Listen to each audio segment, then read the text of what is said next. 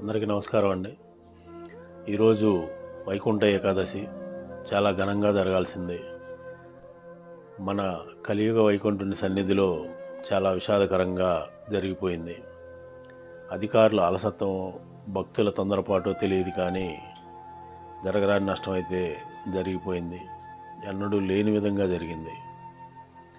కావున మనం కూడా మన బాధ్యతగా దర్శనాలకు వెళ్ళినప్పుడు కొంచెం నిదానంగా జాగ్రత్తగా వెళ్ళి దర్శనాలు చేసుకొని బయటకు వస్తే మంచిదండి.